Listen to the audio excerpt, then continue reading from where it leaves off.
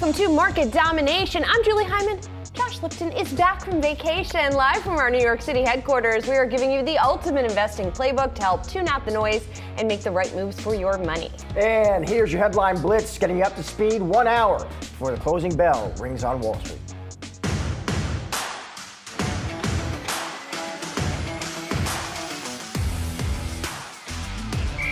The markets are certainly expecting language that's going to show the Fed is dovish, as Adam said, and that, as you guys said, they're expecting, 75% are expecting a 25 basis cut. So we don't want any surprises. I mean, the markets have had a very strong comeback from that August 5th sell-off. Basically, the better data that we've seen since the weaker than expected employment report, and I would highlight last week's retail sales number, the core number up 0.3% in nominal terms, 0.7% in real terms. I'd also highlight the decline in the jobless claims numbers over the last couple of weeks. We think the consumer is slowing. We're in the weaker camp. And in fact, we wrote a report, we called it a mid-year theme update a couple weeks ago, where we cut all of our numbers for the second quarter and said most retailers will guide down for the back half as we are seeing enough signs of slowing. We did say at that point that there's going to be an exception. One big exception is going to be Walmart. They're going to take market share. We have got 1 hour to go until the market close. So let's take a look at the major averages to kick us off here. We've got the Dow up about 178 points, about 0.5%. The S&P 500, by the way, up 0.2%. It's set for an eighth straight gain here, which would be the first we've seen, or the longest streak we've seen since November.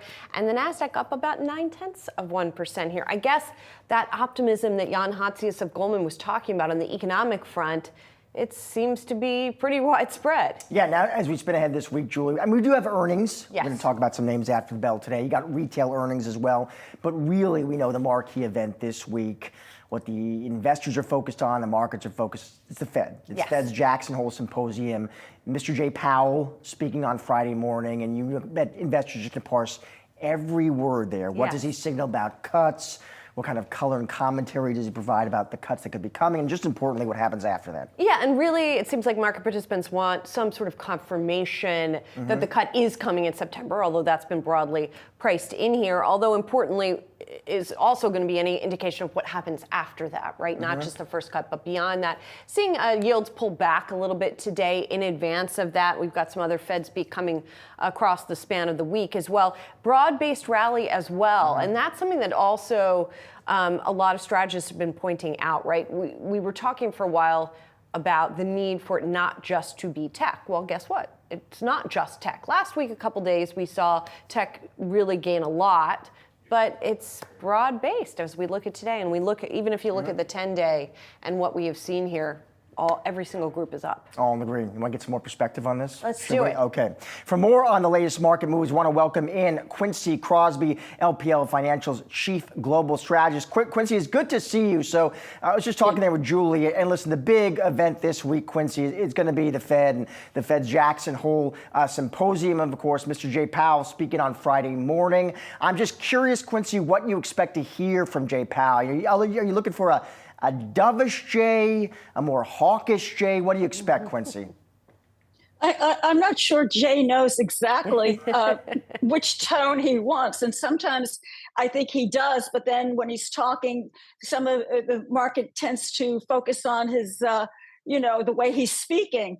And we know also that the algorithms are very much focused on every word. We have seen in the past how the algorithms will move, and then once what the market is waiting for, September 18th, and whether there'll be a rate cut and how warm he is towards that, the algorithms will either push the market higher, the bond markets, and so on. So we don't know, because also we remember a number of the Fed speakers have been more cautious of late, seeking more confirmation that inflation is coming down at a reasonable pace. That's something that has been popping up as they have been coming out and speaking.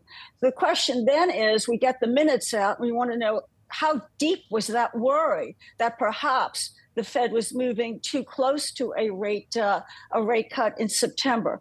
Similarly, Chairman Powell has been invoking the maximum employment mandate many times now. And even at the press conference, he made the point of saying they were monitoring closely the labor market. Well, this Wednesday morning, 10 a.m. Eastern, there will be a report regarding whether or not the payroll reports from April 2023 through March of 2024 has been accurately coming out with data about the number of jobs that were created. And there's a tug of war in the market, by the way, with those who say, hey, watch out for that number. I mean, granted, it's the first read, if you will, on that from that report, the preliminary report. But the fact is, if it looks as if the numbers that have been associated with the monthly reports, payroll reports, have been incorrect in the number of jobs that have been created, Chairman Powell is going to have to up his concern about the labor market. And that is also going to be factored in as to whether or not there will be 50 basis points versus 25. Quincy, which side of that tug of war are you on? Are you worried about the labor market? And do you think that the Fed is going to have to be more aggressive as a result? We're fairly pragmatic. We think that there will be revisions, and the revisions will show that they have not reflected accurately the number of jobs that have been created, but not to the extent that the extremists think what could be well over 1 million jobs not accounted for that have not been actually created. If that happens, then the Fed has got to acknowledge that they are increasingly worried about the labor market, because that would suggest that the numbers that we have seen suggesting a resilient labor market has been off.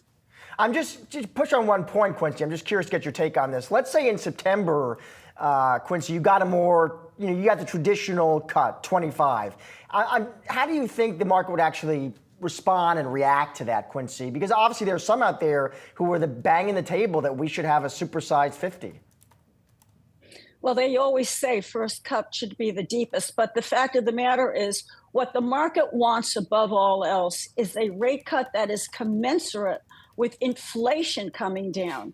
The market doesn't want a bigger rate cut that comes from almost an emergency, that, oh my goodness, the labor market is much weaker than we thought, because that smacks of a deeper economic slowdown. You saw what happened with the market as those yields just dropped with a very stark economic scare, and the equity market sold off. And this is before the big global yen carry trade unwind. So this is the market saying, give us the 25 basis points as long as it is about inflation coming down.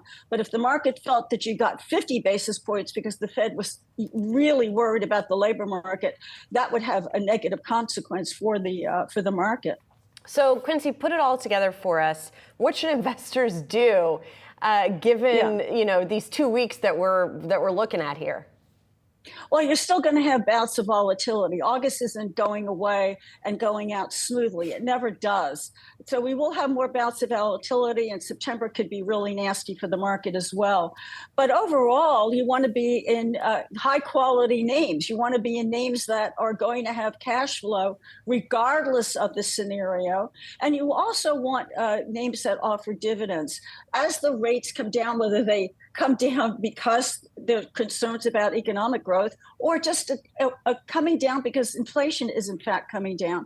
You want to look at more dividends. And by the way, you look at the energy sector today, look at the XLE. Those names provide tremendous opportunity with dividends. And also in many of the industrial names, the broader industrial sector has many names with dividends. And I think the market is going to be looking for those names increasingly as yields continue to come down. Utilities have climbed higher, not just because the market is worried, but the market also knows that one way or another, those yields are coming down, and utilities provide a very attractive alternative. Quincy, I can't let you get out of here without talking about politics. The DNC kicking off in Chicago, Quincy, President Biden tonight. I am curious, Quincy, how you're talking about the election with your clients. How are you thinking about it broadly as a strategist? Well, we're thinking about it broadly in terms of historical patterns, and that is that the market will do what the market does regardless of who's in the White House, because what also matters is the composition of Congress. You could have a Republican or a Democrat in there, but increasingly over the years, if you don't have a majority to get you through with what you want, I mean, you can't continually just write what you want out of the Oval Office. So you're going to have trouble. But the fact of the matter is the market does well and poorly under Republicans and also under Democrats. And that what we've been showing clients. What really matters, though, are the sectors associated with either party. And that's something that we focus on leading up to the election. One other thing I want to point out are the studies that we have been seeing, but we've also been doing ourselves, is that when the VIX climbs and going into election day, that could make or break whichever party is associated with the VIX climbing higher. The VIX has a very strong positive correlation with whether or not the incumbent party can actually win. So it's going to be interesting. And last but not least, both parties are seeming to agree with each other on some of the key issues. They're switching seemingly to the middle. We've heard Donald Trump talk about perhaps the need for more immigration, which set off a storm on the right wing of the party. And then we've seen Kamala Harris talking about, perhaps energy is okay. So the point I want to make is they're both seemingly moving towards the middle. And then it's sometimes hard to predict ahead of time as well how those moves are going to go. Quincy, thanks so much. It's great to see you. Yeah, thank you. We're just getting started here on Market Domination. Coming up, a streaming speed bump. The new service Venue Sports has been blocked by a U.S. judge, but this means good news for the likes of Fubo. We're going to check in on some trending tickers on the other side. Plus, at 3:30, it's the latest edition of our series Goodbye or Goodbye.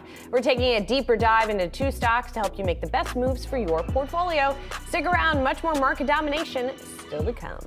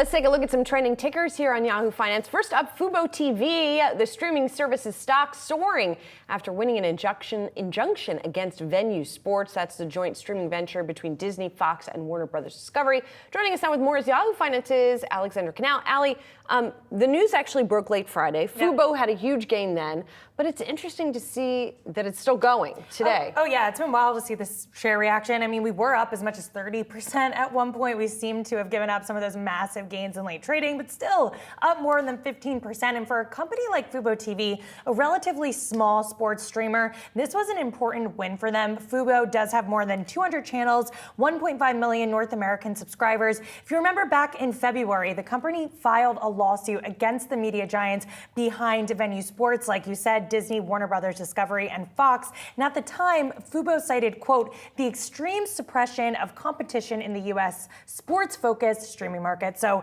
really the conversation here is around anti-competitive behavior. In a statement following Friday's ruling, Fubo CEO, he called it a victory, quote, not only for Fubo, but also for consumers. So essentially, the judge in this ruling determining that if Venue Sports were to debut, it would lead to a mass exodus of Fubo subscribers. It would eventually lead to bankruptcy, delisting of the company's stock. So basically the demise of this company. Meanwhile, Disney, Fox, and WBD, they plan to appeal the decision, and they had their own statement saying that they believe that Venue Sports is pro-consumer. Now, media watchers have categorized this as a bit of a speed bump for Venue Sports, and it was interesting on Friday too, Julie, because shares didn't really react to the news. Disney, Fox, WBD. Right, only Fubo did. Only Fubo did. So potentially we could eventually see this move forward, but if you parse through the language here, the court's tone is interesting, and this is something that Lightship Partners Rich Greenfield brought up, that basically the judge ruled that bundling channels is bad for the consumer. She didn't rule on the legality of that, but said that we're in this environment where these distributors are forced to bundle channels. And the only exception there was this JV. So what does that mean moving forward, especially when we're in a new era that all of these companies, they need to bundle their services in order to survive. And the consumer also is asking for it in a sense. They want a centralized place. They want to make it easier. But the rules of the game, I think, are changing. So it's going to be interesting to track whatever happens here, what that means for antitrust down the line. And switching gears, Ali, this saga of Paramount continues now? The saga continues. Basically, we got a potential bid from the Canadian family, the Bronfmans, and it looks like Shari Redstone, she wants to at least entertain this. She wants to see what they're bringing to the table here. Bloomberg is reporting that 45-day ghost shop period could be extended. I still think ultimately, though, Skydance is going to come out strong here. They're going to win it. They already have basically the plan in place. But Shari Redstone, it took a lot for her to get this company. So she wants to make sure if she's selling, she has the best possible offer on the market. So it doesn't surprise me that she wants to dig a little deeper here. Yeah. All right. We'll see. Yeah, Bronfman versus Ellison, is that what we have here? Maybe Family potentially. feud? Family Yeah. feud. The drama two famous continues, families. Julie. All right. Thanks, Ali. Appreciate it.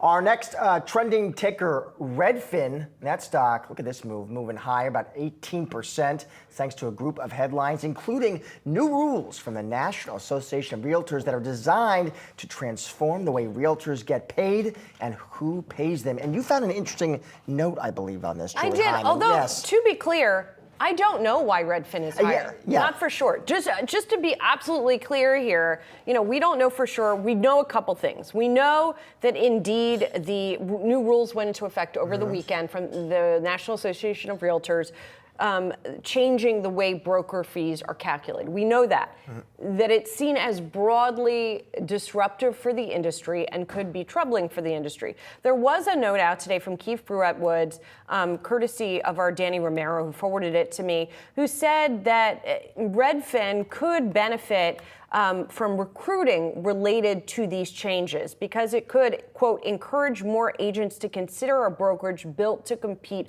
on price in the handful of markets where the local multiple listing service has already stopped showing the commission offered to a buyer's agent for a listing. So maybe that could be potentially good for Redfin, they're saying. Does it explain this double-digit gain in the stock price? Not really. So it's unclear exactly what is going on. Stock moving higher today. We should point out, just to pull it back, the chart a bit, not great today. It's still down, even with this pop, you're still down about 14%. And analysts clearly don't see a lot of reasons for optimism. There was just one lonely buy on this name. Most are in the sidelines. Average price target per Bloomberg is actually 7. Got it. Well, we'll see what ends up happening with the changes related to those brokerage fees. Our last trending ticker, Zim Integrated Shipping Services. That stock soaring today after beating on earnings. It also raised its full-year guidance, signaling confidence in continued demand for its services despite broader economic concerns. The share's up 17.5%. It is an Israeli-based shipping company here. And the CEO, Eli Glickman, saying in the release that the results in the second half will be better than the first half. There is continued supply pressure related to the Red Sea crisis, he says, combined with current favorable demand trends. Now, like the other one, if you pull back this chart 5 years, like many shipping companies, soared during the pandemic because its services were needed. There were supply chain crunches, and since then has come down, but it has just about doubled this year also. I mean, it's still tremendous. I mean, it's year to date, tremendous move for this company. They are on track, the company says, to achieve double-digit volume growth target in 24. Well positioned, they say, to drive profitable growth ahead. Bulls on the stock talking about how revenues jumped sequentially by $370 million. Operating costs, as you see, operating costs increased just $52 million. So big jump in free cash flow, analysts point out. But I mean, that chart is incredible. Even just year to date. It's something, yes. Well, with the Fed expected to cut rates in September, the outlook for a soft landing still in play. But the leading economic indicators index, it comes from the Conference Board and Wells Fargo, it's showing otherwise. A decline in July has brought the index near pandemic levels. For more on the current state of the economy and which indicators we should be watching, we want to welcome in Tim Quinlan, Wells Fargo senior economist. Hey, Tim. So it's tough to figure out what is going on with the economy because we have a lot of conflicting signals. I know that you don't think the LEI necessarily is the best way to capture it right now, but break down for us why. Well, I mean, for starters, it has been signaling contraction for 29 consecutive months. And, you know, in fairness, it's not the only one. The yield curve has been inverted for the better part of the last 2 years. The ISM index, another bellwether, has been in negative territory for most of the last 2 years. So it's at this point where you've got a lot of signals of coming contraction, and the economy continues to sidestep them. So there was, I think it was Howard Marks who said, being too far ahead of your time is indistinguishable from being wrong, right? So at some point, even if we were to enter recession tomorrow, which is not what we think is the case, but even if we were, these have been gonging warning for more than 2 years, not particularly helpful measures. So Tim, you're not in the recession camp. What does the U.S. economy look like, Tim, then, in your forecast in the near to intermediate term here? Yeah, I think the biggest hurdle for the economy at this stage of the game is the slowing underway in the jobs market. And the reason that becomes problematic is, the consumer spending has become more reliant on real income as a driver of it. For a while, we had excess savings from the pandemic. That's more or less run its course. And then we had widely available and relatively low-cost consumer credit. Well, we've kind of taken on a lot of excess credit, and the cost of that credit's become more expensive. So, if you're really reliant on the labor market, and the labor market's weakening, kind of argues for a slower pace of growth at a minimum, but we don't see enough of a deterioration yet to push us into the recession side of things. I think, most economists you would talk to say that recession risks are more elevated today than they were a month or so ago, but I don't think it's anyone's base case at this stage of the game. Yeah, and Tim, the whole question of the consumer, even how consumer spending is going to trend going forward based on the underlying fundamentals of the jobs market is sort of fascinating right now. One of the interesting charts I saw today was from Goldman Sachs, actually, and it looks at the consumer sentiment being expressed by executives on conference calls for their earnings conference calls. And the tick up you see on the right is that there's effectively more optimism than pessimism right now. So I find that fascinating because at the same time, what you're saying is true. Some of the other fundamentals and not having a job are not great for consumer spending. So how do you figure out where the balance is going to go? Yeah, I think part of the issue that we're all struggling with is it is a true statement to say that most of the labor market data have come in weaker than expected for a while.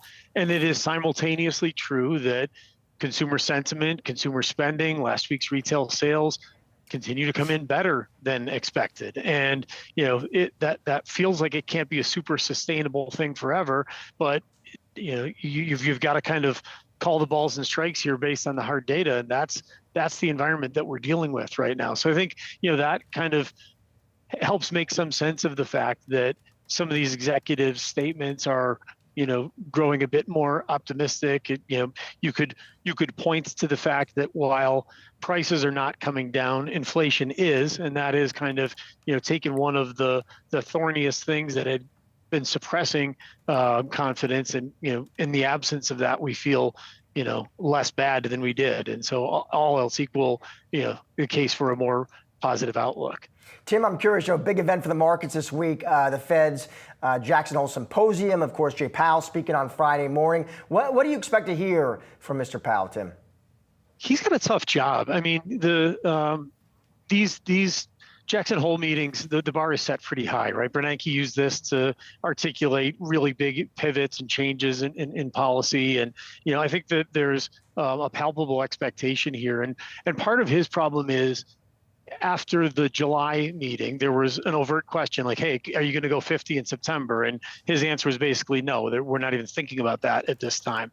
And financial markets have absolutely priced that in the weeks since, largely on the back of this weaker labor market data. So how does Powell kind of come to grips with the fact that financial market expectations have moved as much as they have, without at the same time promising on any kind of a meaningful drop? It's a really difficult task that he has. And I think perhaps the largest of all is he's cognizant of the fact that they are trying to negotiate a pivot in monetary policy at the penultimate moment before the election. And they don't want that to be perceived as a political move. So I think more so than any kind of promising any specific maneuver in September, I think what Powell is apt to do is just sort of make the business case for how the Fed has largely been successful in bringing down inflation to within spitting distance of its target.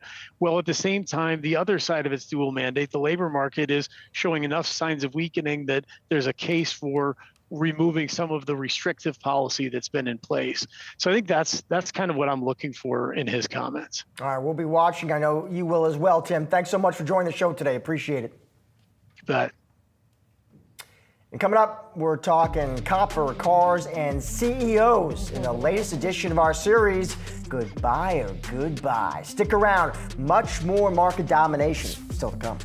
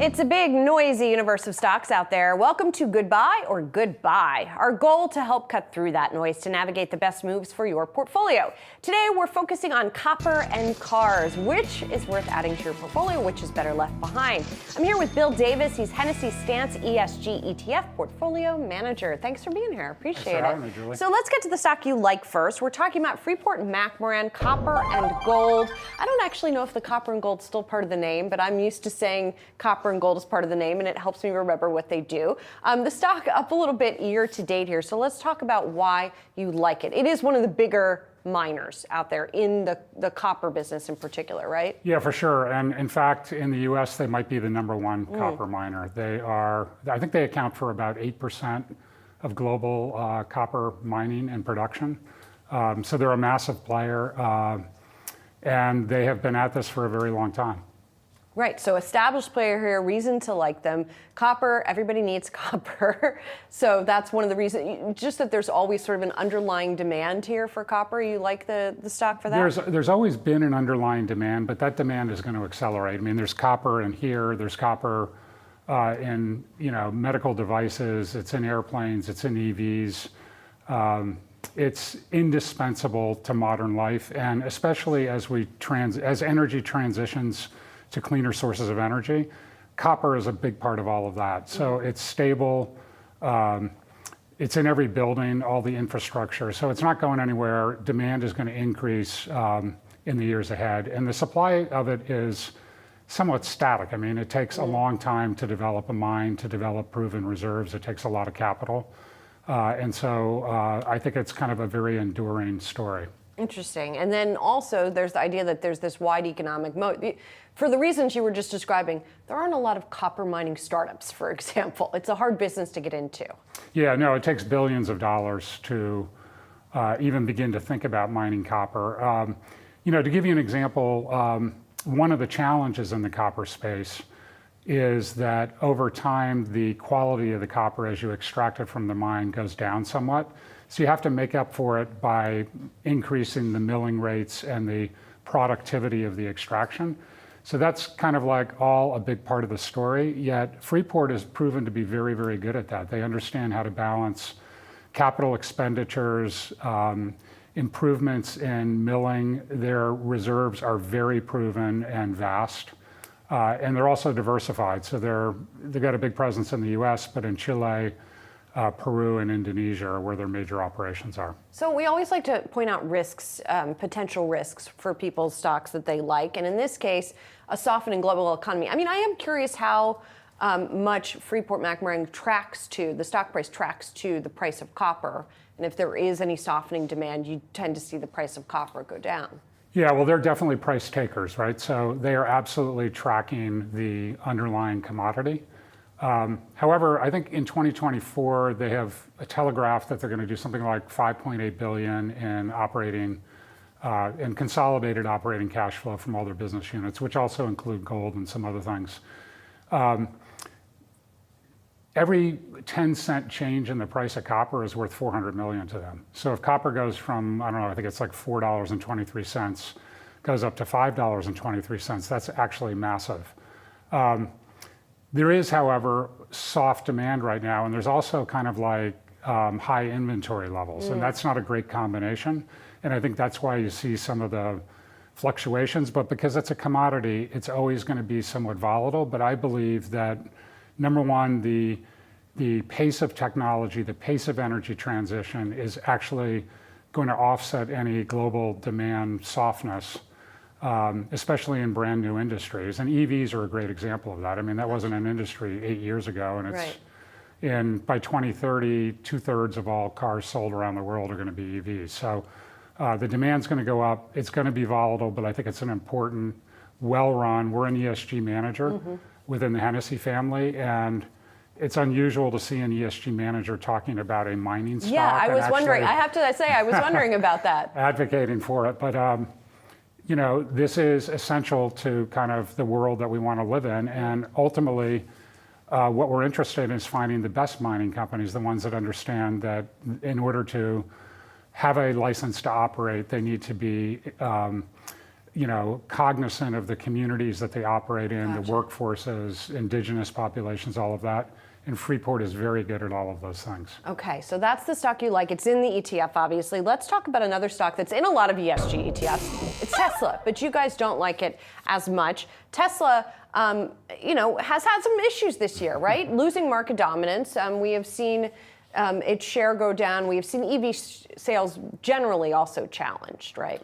Yeah, right. The 100%, the combination of high interest rates and expensive cars is not a great recipe for growth.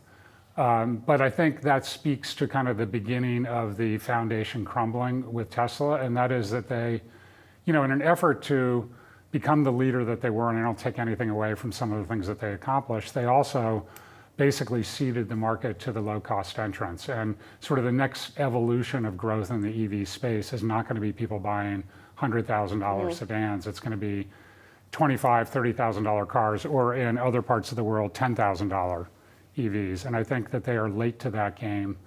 And as a result, they're not only losing market share, but they're also, their performance is really kind of ho-hum. Right, and they're discounting now to try to move product, and so that's been having an effect on margins. That's right. So their margins are going down, their profitability is way down.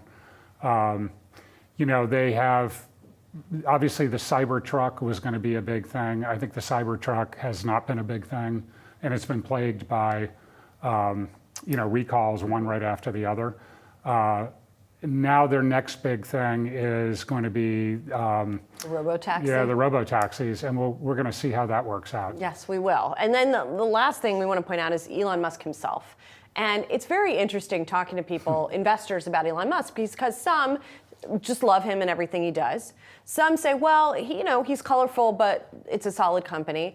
And then there's some who maybe are in your camp who say they don't have the patience for his antics, his sort of off-CEO antics. Yeah, I think antics is a good word, Julie. I mean, Elon Musk is Elon Musk, like him or hate him. But the reality is he's a part-time CEO running this company, and I think he is alienated the one base that's actually super important to him. So a lot of people aren't going to go buy a new Tesla when they can go buy a used one. And this is very anecdotal. And by the way, I drive a Tesla, and I'm on my second one. But for myself and pretty much everybody I know, we're sort of, counting the days until we can swap it out and get something else other than a Tesla. So, and I think a lot of that is just, as good as he's been for the technology, I think he's equally bad on the brand side of things. And I think that's super important. Let's get to the counter argument, though, quickly here, which is if they do come out with that other car that is more affordable, as you said, that's what the market wants. Well, okay, so they're now saying at the end of 2025, right, which means probably sometime in 2026. So it's not going to happen anytime soon. I also worry that with the driverless stuff, the taxis that they're rolling out, any real bad news there, and I think bad news gets amplified in things like taxis where people, expect to leave a place and arrive at a place 15 minutes later or 5 minutes later in one piece. But I think that any kinds of problems that they have with that rollout, I think could be really harmful to the brand moving forward. So I do think if the rollout occurs on time, if there is massive interest and demand for low-end, price point vehicles, right, I think that this could, in effect, become a buy again. But I think until then, it's kind of dead in the water. Okay. Well, we'll keep in touch when all that stuff happens. Bill, thanks so much for coming in. Really appreciate it. And thank you so much for watching Goodbye or Goodbye. We'll bring you new episodes 3 times a week at 3:30 p.m. Eastern. Thanks, Julie. Let's get to some calls of the day now. Raymond James reiterating a strong buy on e.l.f. Beauty. The note citing recent innovation successes and geographic expansion. So team at Raymond James saying it hosted a very bullish meeting with the CEO, CFO, head of IR analysts. They're saying the time with e.l.f. reinforced our confidence in its ability to grow sales and profits well ahead of peers and their own near-term outlook. Analysts talking about the company's advantages, speed to market, category shelf and geographic growth potential, relationship with customers. Strong buy, Julie. Not a buy, strong buy. Yeah. Target 235. There was some concern over ELF, and they sort of allude to that in this note, that there are some bears out there, that the stock has been challenged more recently. But they said ELF cleared up a number of questions we've fielded on the outlook and reiterated their desire to always err on the conservative side of their expectations. So that's interesting to know as well. If you're somebody who's investing in a company, you want to know if they tend to be more conservative and then beat those expectations. So that seems to be what the analysts here are saying as well when it comes to ELF. I still don't know whether to call it ELF or ELF. Eyes, lips, face is what it stands for. I think they've changed it to ELF through the years. I prefer ELF. I mean, ELF is cute. No By the way, doubt, not ELF is cute. unusual to be bullish by Ron Ramirez. Most on the street really like, 80% in fact, think this one is a buy here. Yeah, I mean, and the stock is still up year to date. It's just had a more recent turbulence. All right, let's move on. Change is brewing at Nike. Well, at least according to Sam Poser, equity analyst at Williams Trading, who recently gave Nike a double upgrade. Goes from sell to buy. Sam is joining us now for more. Sam, always great to have you on the show. So the rare double upgrade, Sam, you go from sell right to buy. And it looks like, at least reading through the notes, Sam, a big part of this thesis seemed to be specifically about a rehire over at Nike. Walk us through it.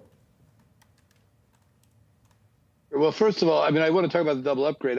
I don't think there's any middle ground here. Either you're going to like the stock or you're not. So I don't really think that much of the double upgrade, because I felt if I went to a neutral, that doesn't mean much of anything. And I mean, to your point, yes, I think there's some changes underway. And as I said in the note, I really believe that this is going to take some time regardless, but the re-entry of Tom Petty to run their marketplace or wholesale relations, for lack of a better way of putting it, has been met with very well by the wholesale accounts.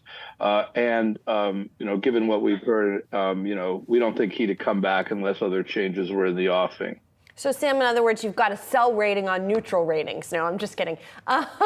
So when you look at no, Nike, I had a sell. I'm just kidding.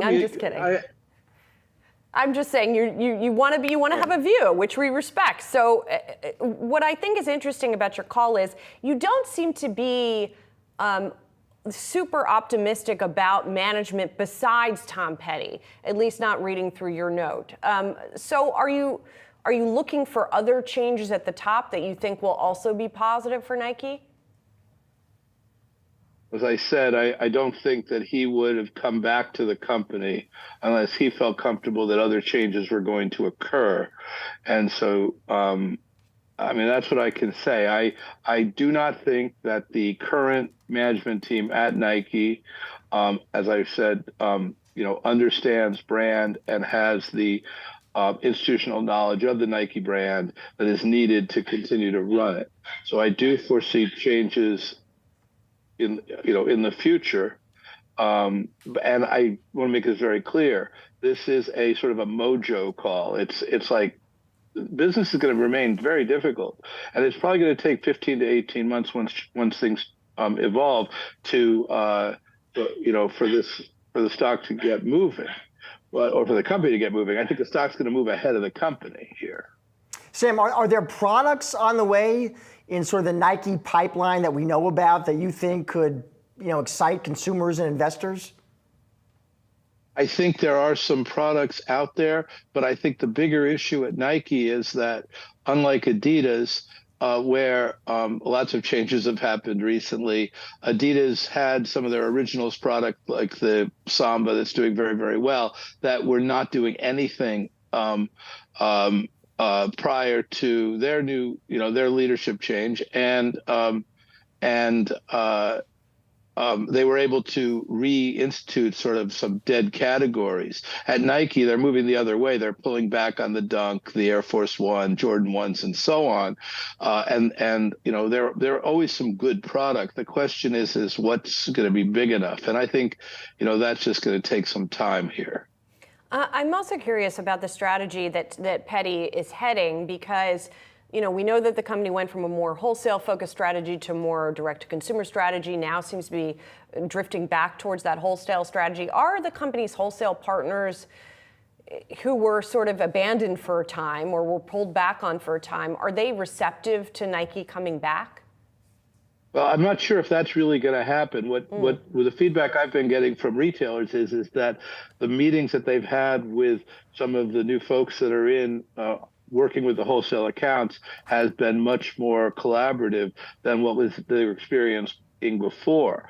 What they decided to do with some of the accounts, and arguably, I think what happened here was the decision to eliminate or cut back on a number of the wholesale accounts wasn't necessarily a bad decision. And the problem was that they did that totally at the expense. They used the DTC business to offset that. They could have improved their relations with the other existing partners, which they didn't do. So they sort of had a one or the other, where this could have been a very different situation.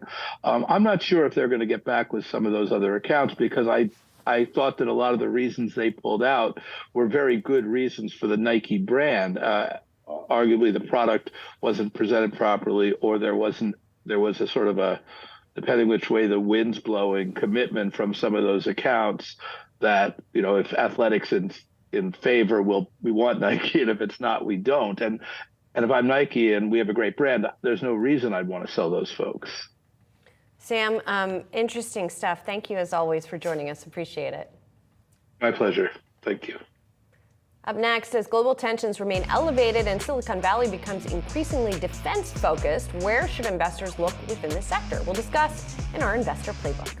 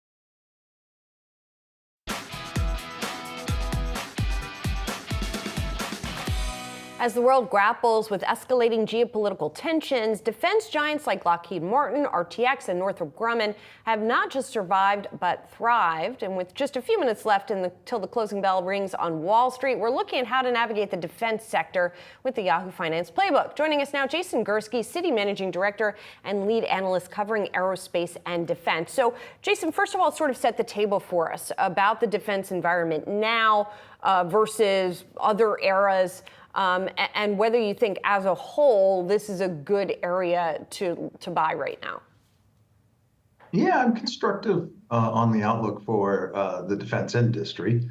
Geopolitical tensions are elevated, as we all know. We have active conflicts going on in Europe and the Middle East. And you have this kind of long-term kind of détente or Cold War that was potentially developing here between the United States and China. So as the United States looks at the threat environment and prepares a strategy to kind of address that, they look to deterrence as the number one thing that they want to invest in, and military modernization is the way to deter our potential enemies. And that's what we're seeing today. We're seeing rising budgets. And the modernization of a lot of military kit. Additionally, given the support that we've given Ukraine and Israel, we're also needing to, replace munitions that have been expended in those conflicts. So we've got, things going on here in the near term with active conflicts and munitions replacements and restocking. And then the long-term investments that we're making to deter potential enemies over the longer term. Jason, I'm curious. We had Trey Stevens on the show recently from defense tech startup Anduril. There's a startup, Jason, now valued at $14 billion. I'm just curious how much of a competitive threat you think these defense tech startups, like the Andurils of the world, are, Jason, to the just the big entrenched traditional military suppliers you cover. Yeah, look, I think companies like Anduril are a really healthy thing for the ecosystem. They are demonstrating an ability to bring innovation to the table, to iterate quickly on innovation. That's not to say that the big guys aren't doing something similar. They all have, venture arms. They're investing in smaller companies that are helping them to innovate as well. To your point, though, it is maybe a bit of a zero-sum game in the sense that defense budgets are what they are. They're sized the way that they are, and for companies like Anduril to generate new revenue streams, not necessarily growing the TAM, the addressable market, they're going to end up taking share. So, look, it's a healthy dynamic for the taxpayers. It's a healthy environment for investors as well to see this competitive tension going on between the likes of Anduril and some of the big guys, but it's a big pie that's growing, and I think that there's probably going to be room for everybody to be pretty healthy in this environment. And Jason, when it comes to the stocks that you're recommending for investors here, I was struck not just by the sort of Lockheeds and General Dynamics, the really big guys that you like, but you also like some lesser known names that are more parts suppliers to those bigger players. I'm looking at a TransDigm, for example, or a Ducommun, which was not a name I knew, to be frank. So why do you like some of those guys? Yeah, TransDigm's a bit more of a commercial aerospace company. They do provide quite a bit of parts that go into the defense industry. But I think most investors like that one because of its exposure to the airline industry and those that are buying new aircraft and servicing those aircraft. They've also been a serial acquirer, rolling up a pretty fragmented industry. So our thesis there is all the goodness that's going on in commercial aerospace and this fragmented industry that they have the opportunity to go roll up.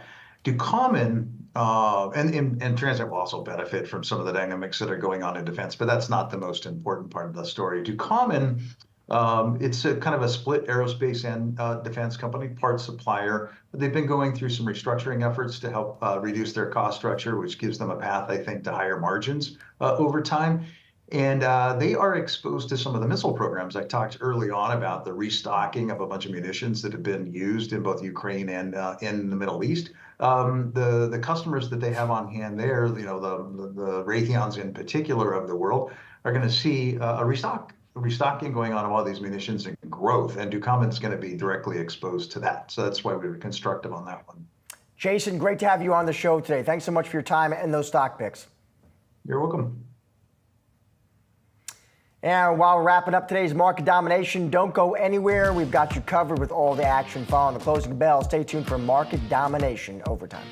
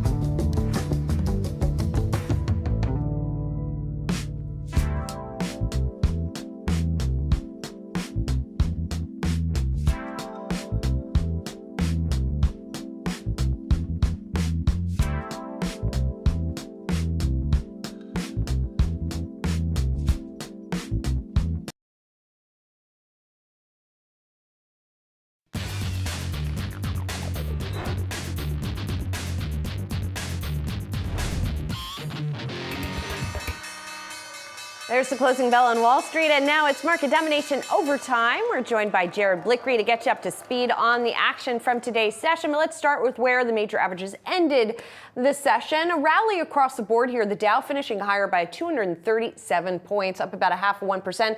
The S&P 500 now up for 8 straight sessions, and you can see some strength here into the close, up by nearly 1%. Hasn't seen an 8-session gain, by the way, since last November. So a long run here for the major averages, not just the S&P. The others have been up as well. We see the Nasdaq up by 1.4%. I think what's notable about not just today's session, but what we've seen during this run here from after the sell-off that we saw, is it has been pretty broad-based. As we mentioned earlier, yes, on some days tech still was a big winner, but again today, for example, we've got the Russell that's up 0.9%. So it's not just large caps, it's not just tech, it's the small caps, and it's a little more broad-based than we have seen as of late. Jared's got a closer look though at today's action. Hi, Jared.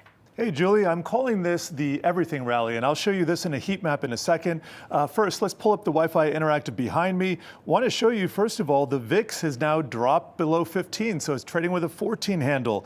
Just a couple months ago, it was around a 12. Sometimes it would dip to an 11, but we're pretty much back in the same area we were before that yen fallout just a couple weeks ago. Also want to point out that the U.S. dollar has gone flat for the year. It is down, and let me put a year-to-date intraday chart so you can see that. It is now negative, so down 1/3 of 1%, lowest price since basically the beginning of January, end of December, somewhere in there. And I just say that because the dollar is a mean reverting asset, as a lot of currencies, as most currencies are. They come down, they tend to go back up, and this would be a perfect place for the dollar to just reverse and go to the upside. If it does, that would be a headwind for this rally, and that's just a yellow warning flag there, not even orange or red. Here's the sector action. Tech, another day of leading, and XLY is number 2. I'm going to show you since the August 5th low, guess what? Those are the number 1 and number 2. So still we're talking about the chip stocks, we're talking about Apple, we're talking about some of those mega caps like Amazon and Tesla that we find in consumer discretionary. But this is just supporting the everything rally that I'm talking about. Here's the leaders, even bonds, LQD, that's some of those high grade bonds, that's up 1%. You don't usually see those leading a risk rally, but in the upper left, we have stocks. We got chip stocks up over 15%. IPOs coming back, ARC components, so disruption, cannabis, the list goes on. So all in all, pretty constructive price action. Want to leave you guys with the Nasdaq 100. You can see Apple fell under just, I believe, towards the close. Let's check out the intraday price action, just barely being able, not quite able to climb up into the green there. But we got Alphabet up 2%, Nvidia up another 4%. Nvidia getting tantalizingly close back up to those record highs. So we'll have to see. Maybe in a few days, we'll be saying a familiar phrase once again, but I'm not going to say it just now. Thank you, Jared. Markets closing the day higher across the board. The S&P 500 notching its 8th straight winning session. That is its longest streak since November. For more on the latest moves, we want to welcome in Mark Malik, Siebert Chief Investment Officer. Mark, good to see you. Thank you. It's good to be here. So you heard, it was bumpy there for a bit, but now you just heard our colleague Jared there talking about the everything rally. What explains the rally, do you think, Mark? And where do you see the market headed now in kind of near intermediate term? Yeah, so we're kind of constructive on the market. We think the market as a whole has a little bit more room to go on the upside here. Nothing really has changed from prior to the dip of last week. There are 1 or 2 questionable numbers that came out, but in terms of the Fed's path, the Fed seems to be on path for 1 to 2 rate cuts next month. The numbers are certainly supportive of that on the inflation side. And in terms of the economy, the numbers are not as great as they could be, but they're also pretty solid. So we think there's plenty more upside from here. What do you think is the biggest risk from here? At this point, I think the biggest risk are some crazy downside numbers or something that that Chairman Powell would not say later this week. Mark, we continue to make our way through earnings season as well. Got some prints after the bell today. Of course, retailers are on deck. I'm just curious what you learned this earnings season, Mark. What have been some of your big takeaways? Well, earnings came out, pretty positively. I think certainly on the retail side, we were listening to any shifts in consumer sentiment, and we did hear that, but that was largely expected. In terms of tech, people are looking for tech to knock it out of the park well beyond what analysts are expecting.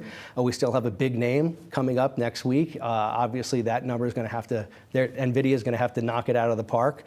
So, the bar is very, very high for those, but those are the companies that everyone's looking at for upside at this point, so naturally. And then I know you're also watching politics very closely, heading into the election here. Just got the headlines out from NBC News a little while ago that Kamala Harris is saying the corporate tax rate should be raised to 28% from 21%. It's presumed that if former President Trump wins re-election, he would extend the tax cuts that he put in place. How important is that, and what are the chances even that even if they won, they need to get congressional support? So I'm just curious how you're thinking about these issues. Yeah. So I mean, clearly, I refer to this as the season of giving, right? So all of the candidates are trying to give whatever they can to the constituents they're trying to talk to, but we do at Siebert look at what we think that the individual can actually enact themselves versus what would have to get through. We know that a lot of what Harris brought up last Friday were things that Biden was trying to do for for quite some time, but could never get them through Congress. So we're looking at things that they can do themselves, maybe directly. And those are from our perspective, those are the risks that we look most closely at. What are some examples of that, Mark, what they could do directly? So, I mean, from the Trump perspective, unilateral tariffs are something that, scares us a little bit, that, we look very closely at. That would have a direct impact on the overall market, certainly on certain sectors. In terms of Harris, in terms of what Harris could possibly do, she can continue to pursue the forgiveness of loans, although we're not sure that will fly, right? Because that's met with a lot of legal challenges. So we looked at those types of things. Well, it would seem that the tariff situation would have a more direct effect on certain stocks potentially than, say, student loan forgiveness, right? So do you advise clients then to act upon that at this point? Do you wait to see as we get closer to the election? Like, how do you game that kind of stuff out? Yeah, at this point, what we advise is not to do anything but watch very, very carefully. I think the most important thing to do is wait and see what actually happens and sort of react if even necessary. As we know from history, we see that a lot of things that we expect out of certain administrations never actually take fruition, and they take time, right? So a lot of things that happen under the Biden administration, though they happened, they don't have any impacts maybe today, but they will be most likely on whoever under the watch of whoever is the next president. A more immediate event, Mark, we're talking about on the show today a lot, of course, in the marquee event of the week is going to be the Fed's Jackson Hole Symposium. Jay Powell speaking Friday morning. What would you be listening for there? Well, like I said, I'd be listening for what he doesn't say, and that's the most important thing. As long as the message is consistent with what we've been hearing, what the market is expecting. The market is certainly expecting a 1 to 2 25 basis point rate hike. You think if they didn't get that signal though from Jay Powell on Friday, okay, 25's on the way, what would the response for the market be? I think it could be a very volatile response. It's a Friday. It's August. Those types of Fridays in August tend to have those types of responses. I think the market is considering it in the can at this point, certainly a 25 basis point move. So if he doesn't sort of allude to that and allude to continued hikes thereafter, I think you might see a volatile, possibly negative response. We'll be watching for it. Thanks a lot, Mark. Thank you. Appreciate you coming in. Thank you. Well, we want to get to some breaking earnings news right now. Palo Alto Networks just out with its numbers. Fourth quarter earnings just crossing the wire here. And broadly, it looks like the numbers are beating estimates. Fourth quarter revenue of $2.2 billion, just edging out what analysts had been anticipating here. And the company says for its first quarter, which is in now, that revenue will rise 12 to 13% to $2.1 to $2.13 billion. So that's the forecast here for the current quarter. Fourth quarter earnings per share also beating estimates by 10 cents a share. And it looks like the company's first quarter forecast for earnings per share is also above what analysts had been anticipating. If you look at the statement here, they talk about the platformization rolls right strategy, off the tongue, doesn't it? Nikesh Arora, the CEO, talking about that. Basically creating a platform that you then can sort of layer on different security abilities that clients can buy. He's saying that this is that this shows execution of that strategy. Yeah, it's basically meaning locking in customers for the long term with different bundling initiatives, and that's going to be a big subject on the call. I mean, you see the stock here popping almost 5% in the after hours, which, remember, heading into the print, Julie, really enjoyed a nice run in just the past couple weeks. In part, that was investors like what they heard from rivals like Checkpoint and Fortinet. So did get a nice pop into this print. I think, one, yes, they'll be focused on that strategy, but also I think another thing, I know analysts who cover them want to know, kind of the puts and takes from the recent CrowdStrike outage. Yeah. And I know folks on the street who cover Palo Alto want to hear the CEO talk about, listen, we certainly have questions about, did that benefit Palo Alto? And could that benefit Palo Alto going forward? Did that mean they kind of attracted any kind of new business, perhaps, because of it? Yeah, it's a really good question. And Palo Alto shares have outperformed those of CrowdStrike, but really that differential became much more acute after the CrowdStrike outage. So it's a really good question to see if it and other competitors can sort of capitalize on what happened from CrowdStrike. To your point, they're definitely going to be getting some questions. For sure. On that point. All right, the AI race heating up. AMD is catching up to Nvidia with the help of a new acquisition. What could the rivalry mean for chip makers and customers alike? We're going to discuss that after the break. Ever wonder why a stock suddenly drops double digits? Or Bitcoin unexpectedly hits record highs? We're unpacking the catalysts driving daily market action and explaining the chain reaction. Why are oil prices trending lower despite ongoing geopolitical tensions? Or why a company's stock is up even though it missed on earnings. Insight from top strategists, economists, and business leaders will help you make the smartest choices for your portfolio. This is Catalysts. Tune in daily, 10 a.m. Eastern on Yahoo Finance.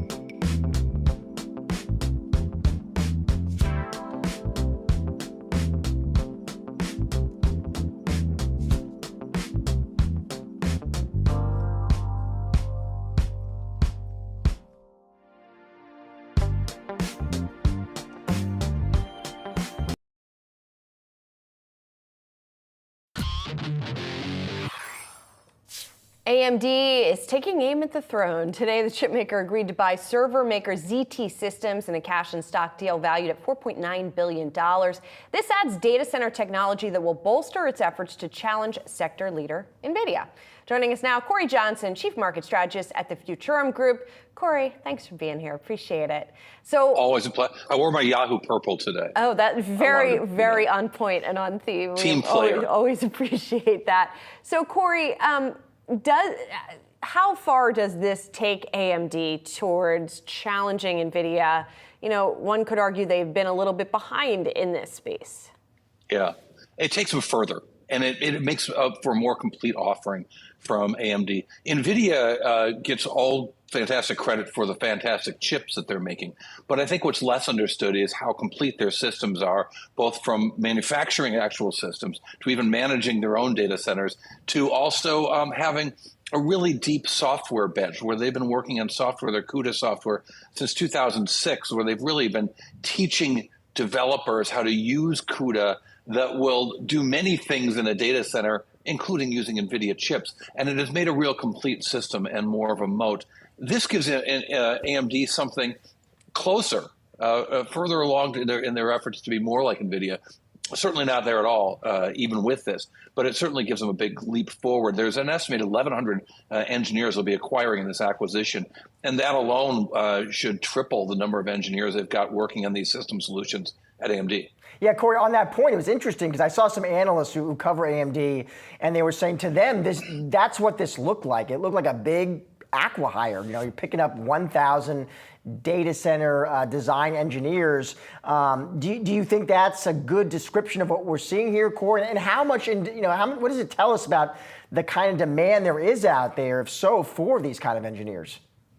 Well, yeah, look at this. They're acquiring 1,100 engineers at $4.6 million per engineer, roughly, if those are the numbers are right from what we understand. 1,100. They didn't tell us in the press release.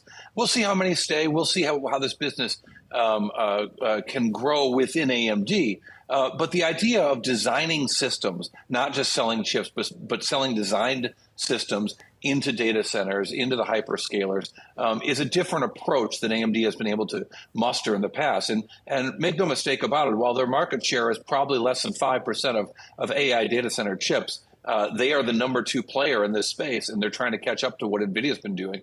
And if the numbers we're seeing are right, this is a pretty cheap deal. I mean, what else were they going to do? Like acquire Supermicro at $36 billion? I mean, that wasn't a realistic thing for them. But to really make this really big push into systems at a relatively low price, it's not even all cash. It's a cash and stock deal.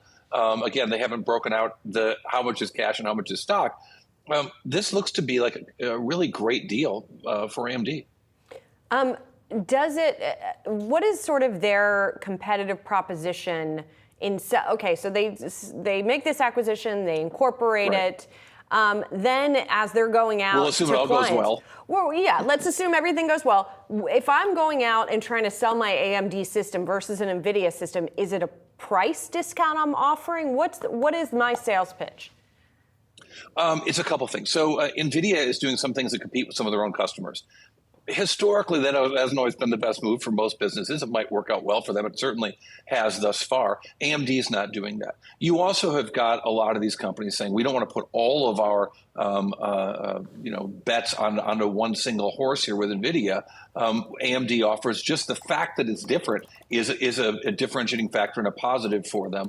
But furthermore, now when NVIDIA could walk in and say, we've got a fully designed system for you. You don't have to worry about all this stuff. We're going to bring you the chips, the system, the availability of the chips that we've got such that it is, and a system that's fully designed. Now AMD is going to be able to say the same thing. Now, NVIDIA still has more. And NVIDIA's been doing this for a while. This merger, as we know, is only a few hours old. So AMD is going to be in a big hurry to incorporate the system design into the architectures that they are selling to hyperscalers and to data centers. But the other thing that they've got, what's this old saying in sports? The most important ability is availability.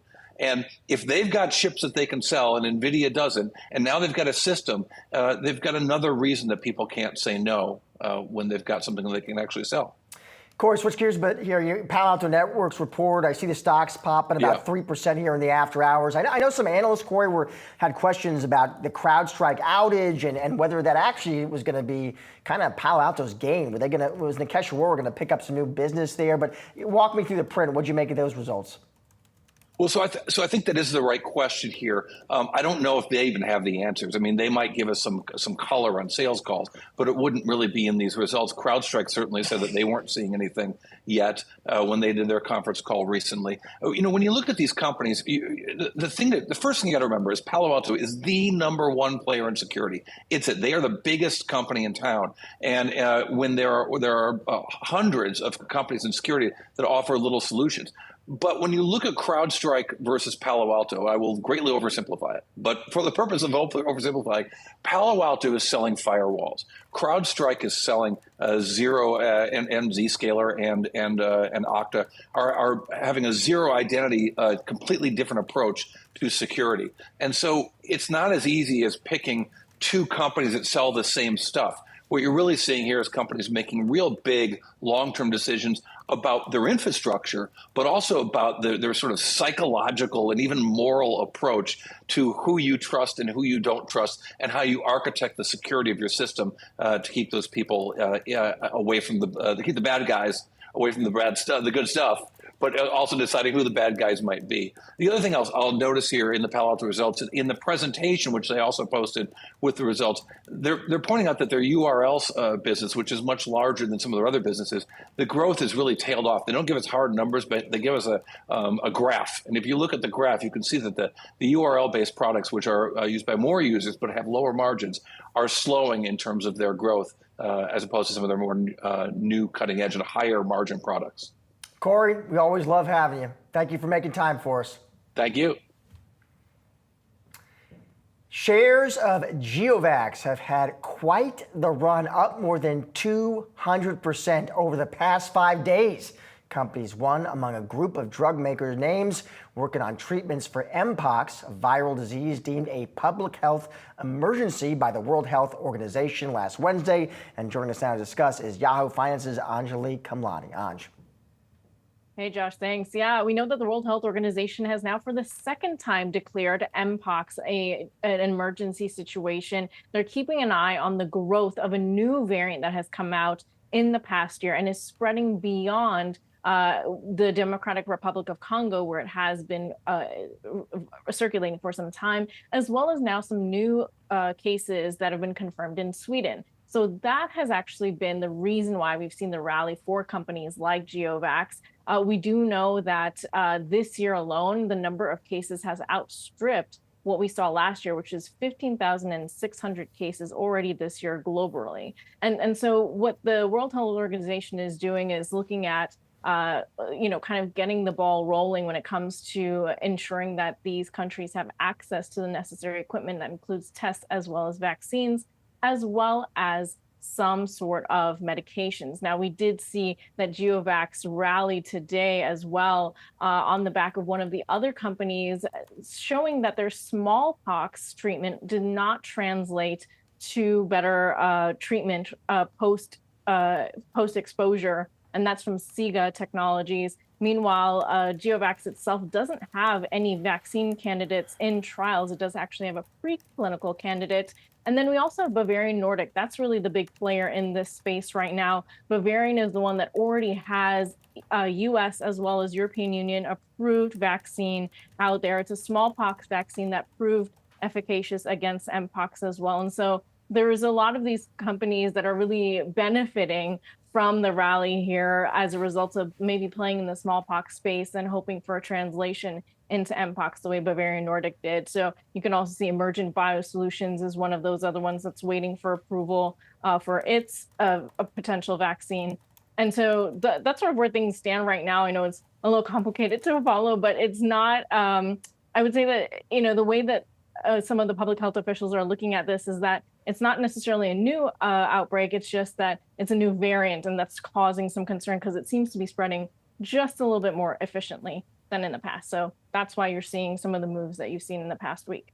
Anj, thanks so much for breaking it down for us. Appreciate it.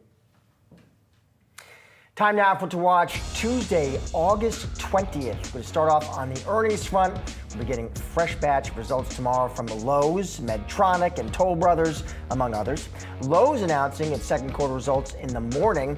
Analysts expecting same-store sales to drop for the home improvement retailer in the second quarter as discretionary spending on DIY projects continues to weaken. We saw that from rival Home Depot last week. CEO Ted Decker saying in a statement higher interest rates and greater macroeconomic uncertainty pressured consumer demand more broadly. There will also be some Federal Reserve commentary out in the afternoon from Atlanta Fed President Raphael Bostic and Fed Vice Chair for Supervision Michael Barr. Wall Street will listen closely for any comments about monetary policy as we gear up for the Jackson Hole Economic Symposium. That starts on Thursday. And finally, the Democratic National Convention continues after kicking off today. The convention giving Vice President Kamala Harris another opportunity to expand on her economic policy platform. Harris reportedly proposing today to raise the corporate tax rate to 28%. That'll do it for today's Market Domination Overtime. Be sure to come back tomorrow at 3 p.m. Eastern for all of your coverage leading up to and after the closing bell. But don't go anywhere. On the other side of the break, it's Asking for a Trend. I've got you covered for the next half hour with the latest and greatest market moving stories so you can get ahead of the themes affecting your money. Stay tuned.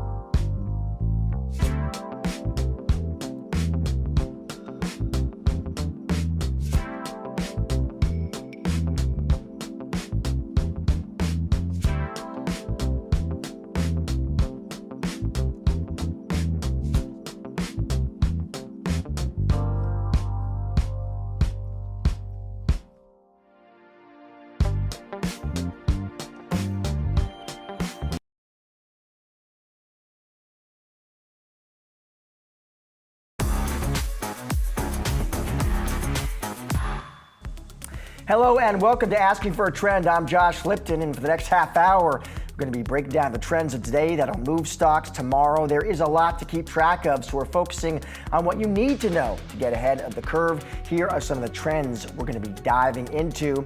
Recovery rally rolling on. All three major averages close higher to kick off the week. Today marks the 8th straight session of gains for the S&P 500 and the Nasdaq. There's not much in terms of catalysts for the week ahead. Investors are watching for any guidance, though, on monetary policy from the Federal Reserve's Jackson Hole Symposium later this week. Investors will have some retail results, though, to parse through this week. Those results providing a read on the health of the consumer. Department stores' decline is changing the landscape for regional malls. We're going to be taking a look at the world of retail real estate coming up. Plus, the Democratic National Convention kicking off in Chicago. We're speaking with the manufacturer behind a viral Harris Walls hat, all about demand for American-made political merch.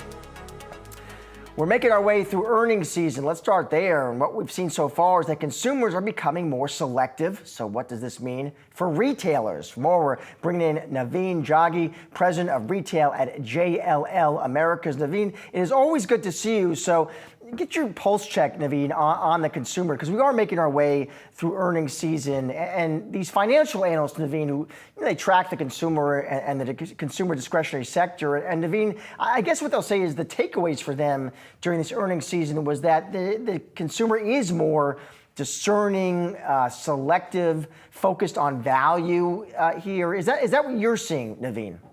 Yeah, it doesn't really surprise me that the retailers are targeting the most value-conscious consumer.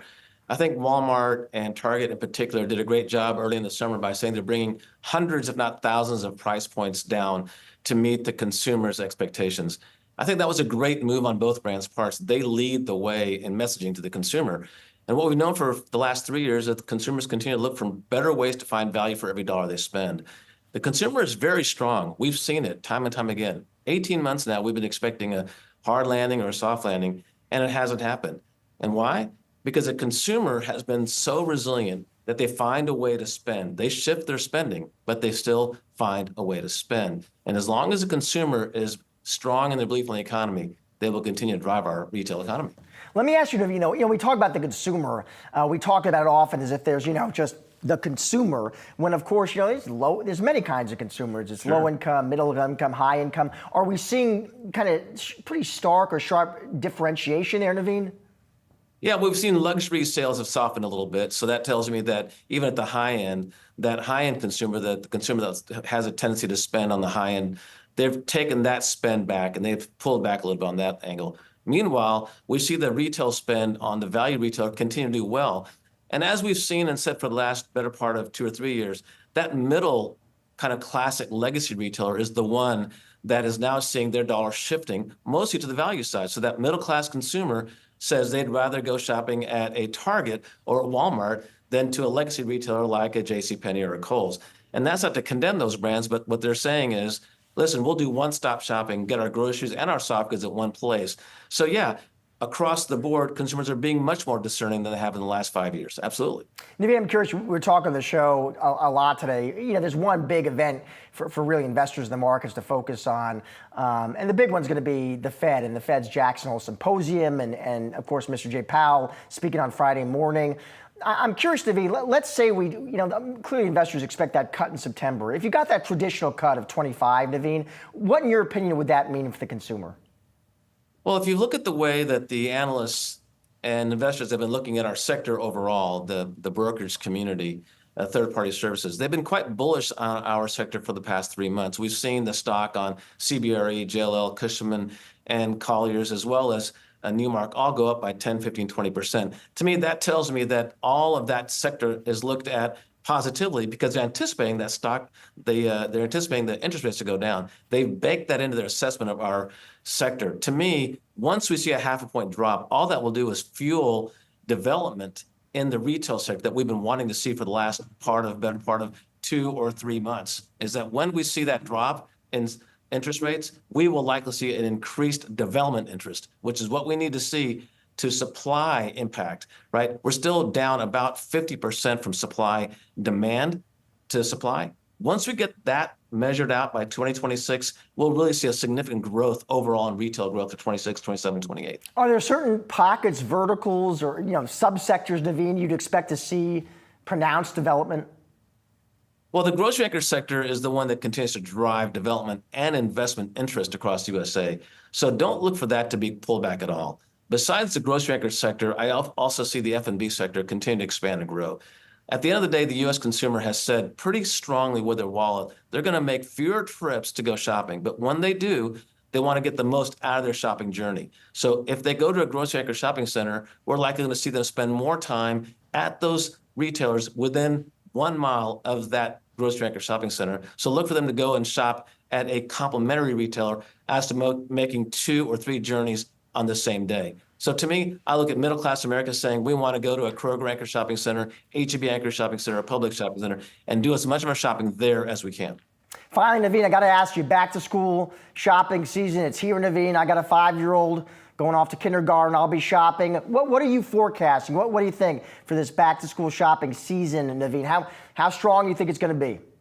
Well, JLL did our back to school survey by consumers back in June and July, and we saw an uptick in their spend from 2023. Again, that just keeps telling me that the retailers have gotten smart about making sure they get the right inventory, the right mix, and the right time for the consumer. So I see that as being the biggest sign that back-to-school shopping and back-to-school trips are going to be better this year than last year. More money in your pocket means more money to spend during the holiday season coming up in October, November. All right, I'll be one of those spending. Naveen, always great to have you on the show. Thanks for joining us. Thanks for having me. And coming up, stocks closing the day higher, but what were the biggest takeaways from the session? More asking for a trend right on the other side.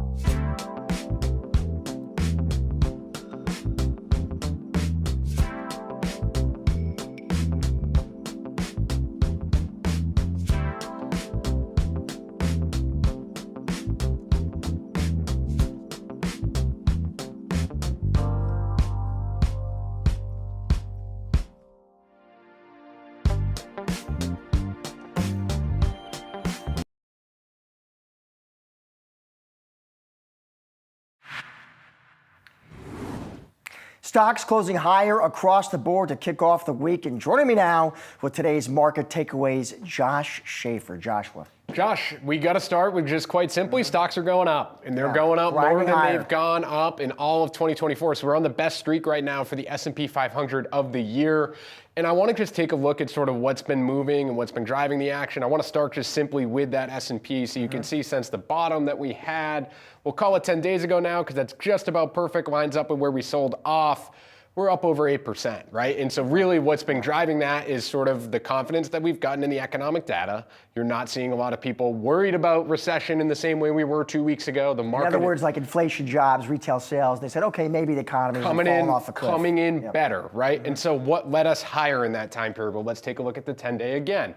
You can see here the big leader really was tech, right? You have Nvidia up over 30% since its bottom recently 2 weeks ago. So you've really seen a chug higher in tech. And now you look at this setup, This is a familiar setup for people that have been watching the stock market over the last year, right? You have tech leading, you have consumer discretionary leading, which is also one of the sectors that has a lot of tech names in it, right? Communication services has a lot of tech names in it. It's there. And so I think the looming question right now is, okay, are we back to Mag 7 leading, and then what happens to the 493? Or are we gonna get the rotation that we've been talking about with some of the other sectors playing? And that feels like kind of right back where we're at. Because again, I'll click on this S&P 500 one more time if I can. We're very close to the record high, 5,666. We're really not that far. So we're kind of back to where we were 2 weeks ago. So when you talk to strategists, you ask them, okay, bring out your crystal ball, near, intermediate term, what are you hearing? Yeah, so it's mixed. I've heard some people say, like the team at Citi said, okay, sentiment kind of came out a little bit. It was very high. They felt like it was too frothy. That came down. Maybe I like growth areas like a tech. Then we talked to the Bank of America strategist, Julie and I did on Friday. They see the S&P 500 closing the year near 5,400. So again, if we look at where we're at now at 56, they see it kind of flat. And so they're saying, look to more of your cyclical areas. Maybe look at financials, maybe look at industrials.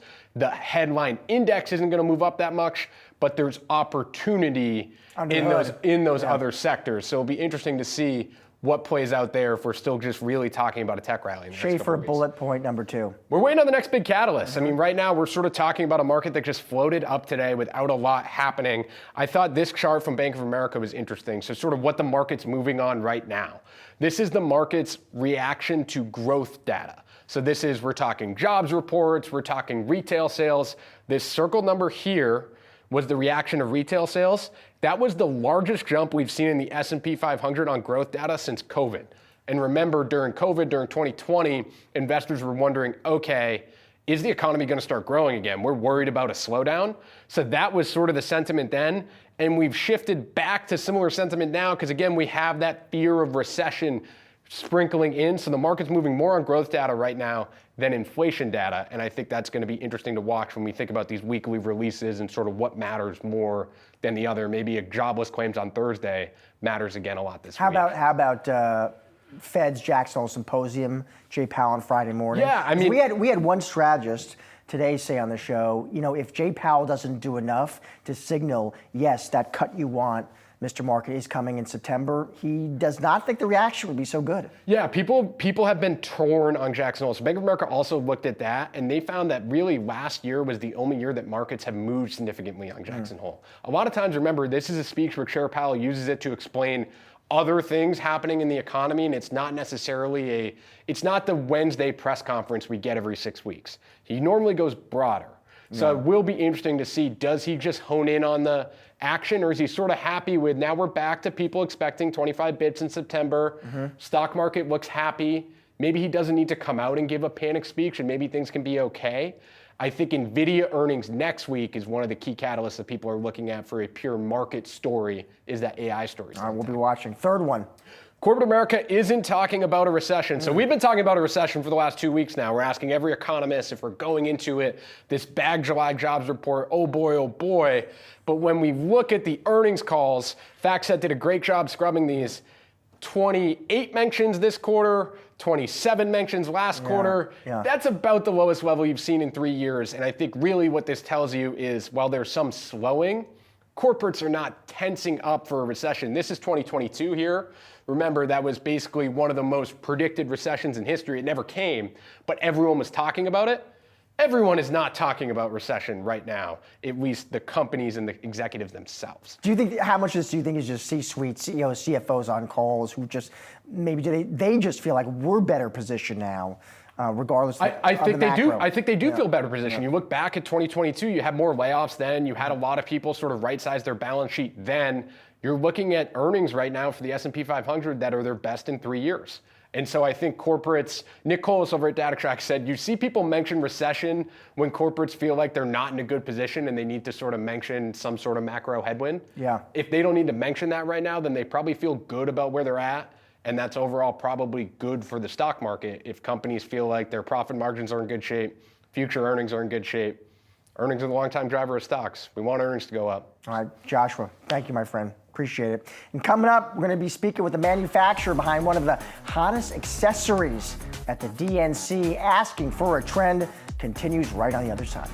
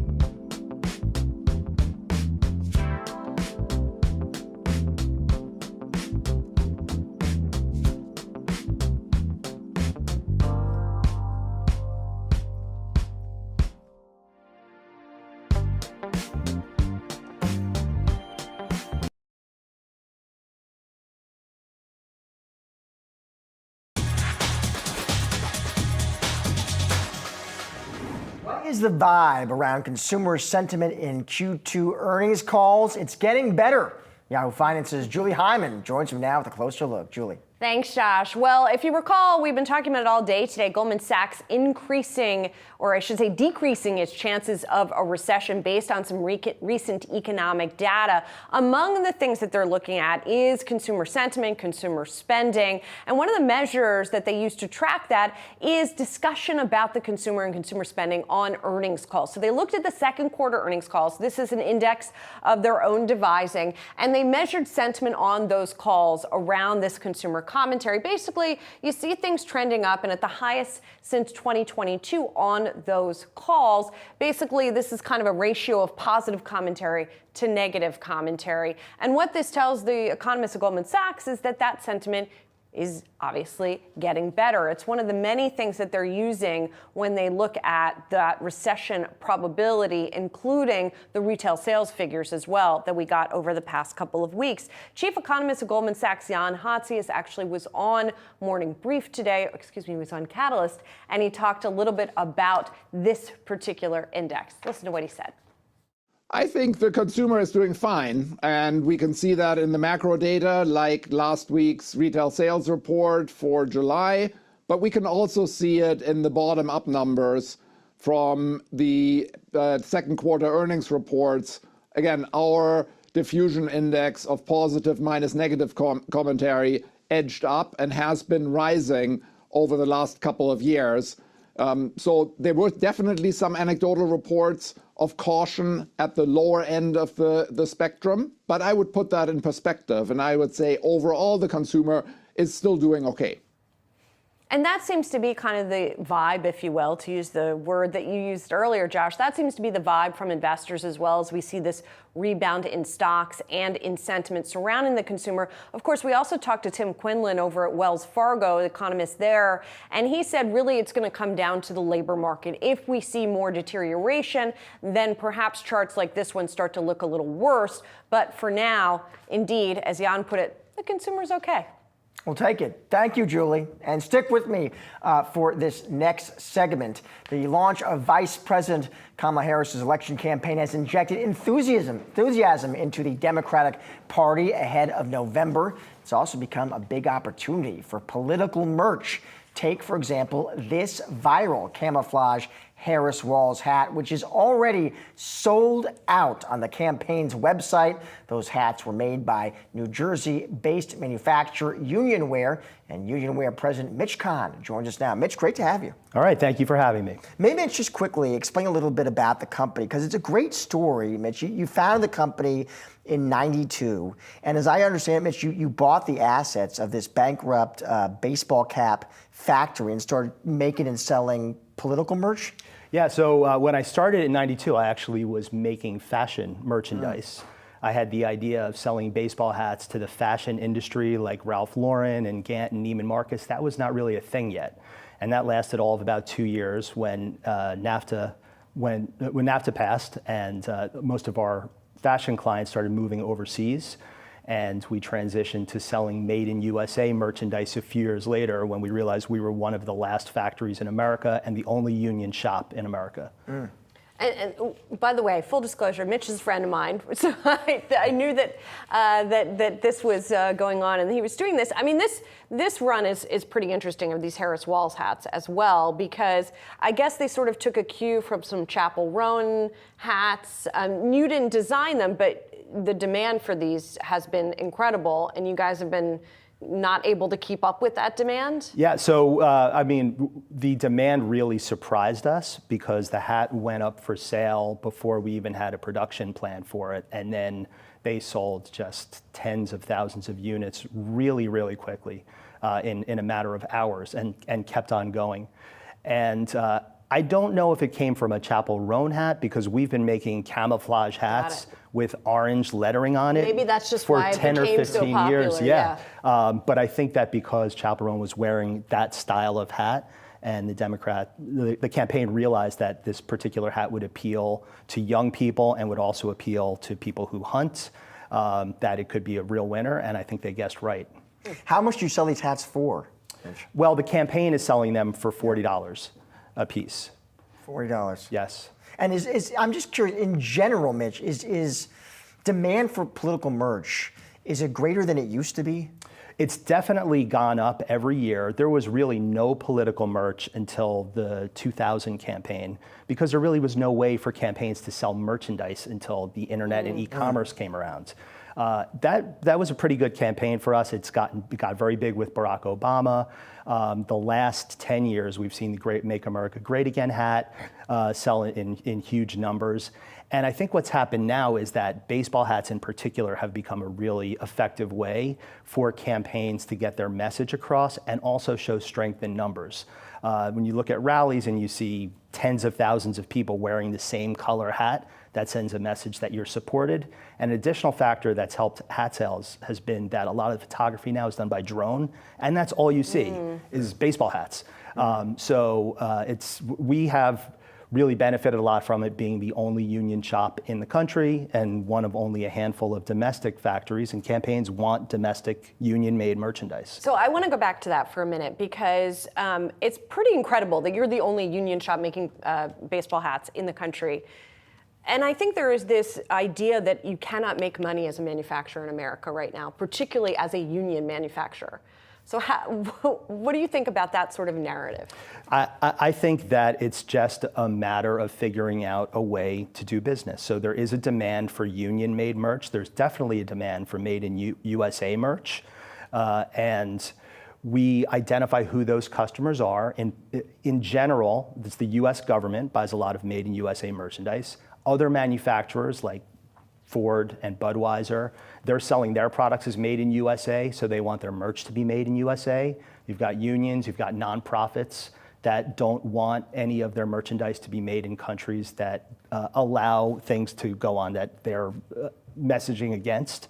And then you've got political campaigns, which is another big market for it. And there's also a cyclicality in it. We see demand for made in USA merch rise during presidential campaigns, and this is outside of the campaign. It's also usually the same year as an Olympic year. So people have USA on their mind, they have domestic manufacturing on their mind. So we then have to figure out how to invest in automation, how to invest in technology, and basically how to price things so that it still makes sense for people to buy our products. And just to be clear, Mitch, you've got this Harris Walls hat, which is a hit, but you're bipartisan, right? You would emphasize that? So, well, I mean, if you ask someone who owned a restaurant, which party do you sell to? It would be a ridiculous question. So we sell to everyone who wants baseball hats. It's a lot of people. Yes, a lot of heads out there. Mitch, thanks so much for being on the show today. Appreciate it. All right, thank you. That is a wrap on today's Ask You for a Trend. Be sure to come back tomorrow at 4:30 p.m. Eastern for all of the latest market moving stories affecting your wallet. Have a great night.